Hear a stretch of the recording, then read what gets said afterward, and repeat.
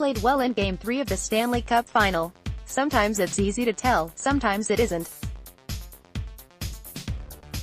NHL.com graded the players in the 3-1 victory by the Washington Capitals against the Vegas Golden Knights at Capital One Arena on Saturday. That gave the Capitals a 2-1 lead in the best-of-7 series.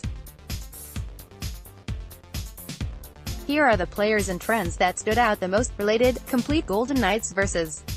Capitals series coverage, on a rollAlex. Ovechkin, Capitals, the captain was everywhere.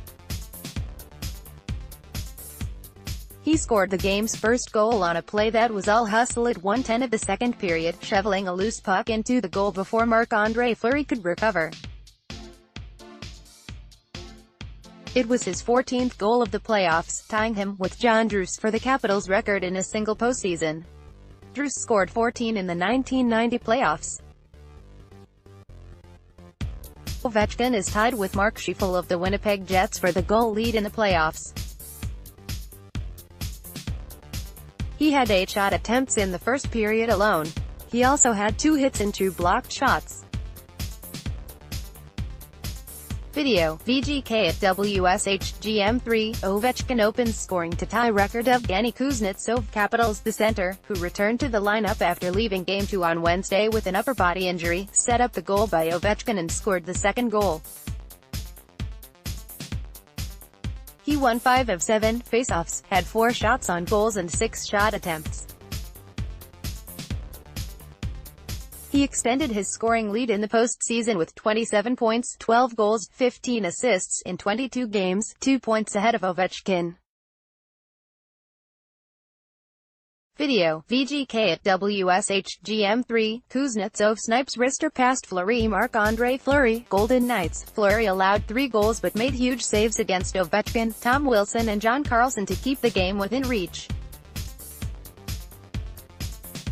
He finished with 23 saves. John Carlson, Capitals, the defenseman played 22-23, had an assist on the game-opening goal, had 6 shots on goal and another 7 attempts.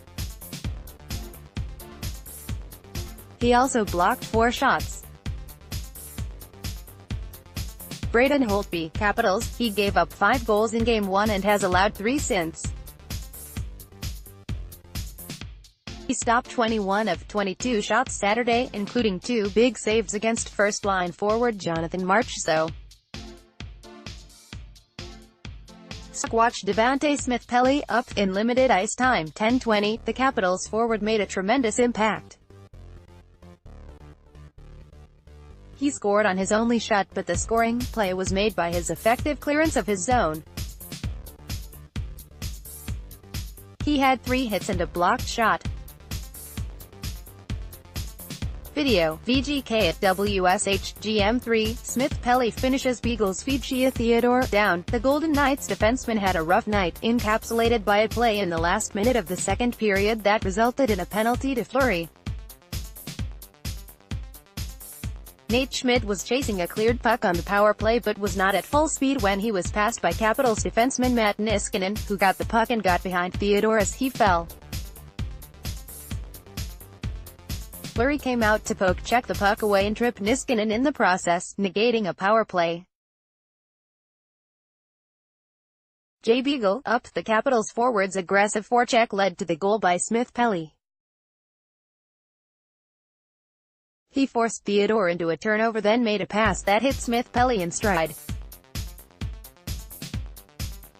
He finished with 2 assists, 3 hits and 2 takeaways. Sting and Shaggy, up, the weather could not dampen the party outside before Game 3 and this Grammy Award-winning duo did not disappoint in with their set on the steps of the Smithsonian National Portrait Gallery. Video, VGK at WSHGM3, Sting and Shaggy take the stage.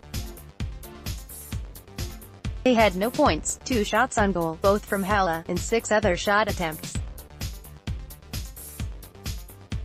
Linda Carter, up, the actor who famously played Wonder Woman on TV got the crowd even more fired up when she appeared on the scoreboard during a first-period stoppage.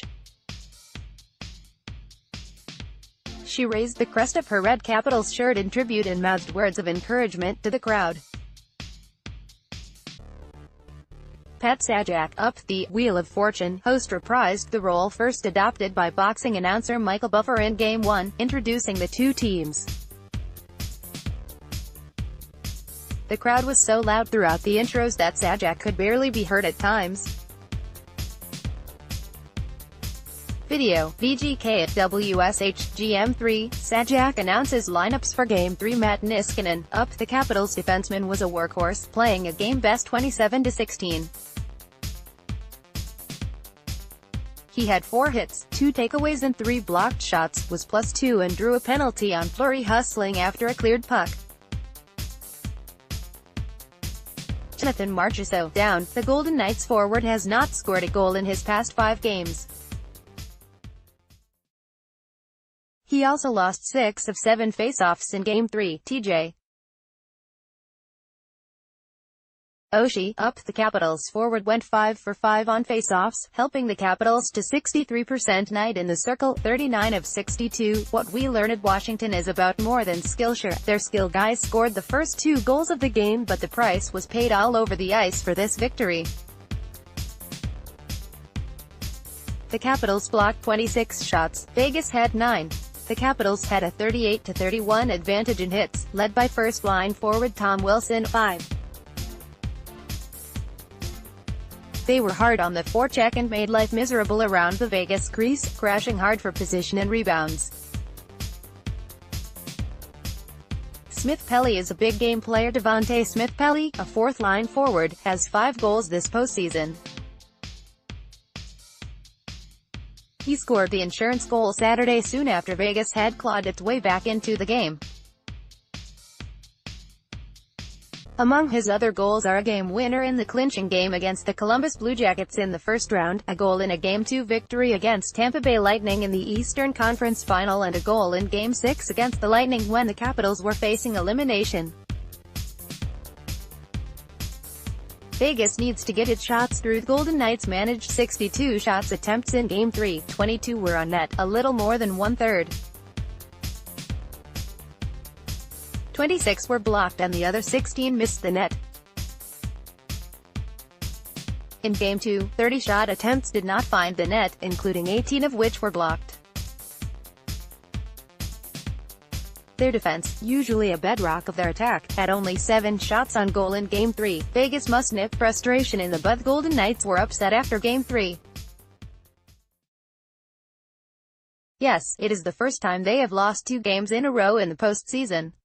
But Vegas is upset about the way they lost the games. Several players said after Game 3 that more effort was needed across the lineup. Sunday must be about clearing the heads and hitting the reset button. ****** Stanley Cup Final coverage. Golden Knights vs. Capitals Stanley Cup Final schedule.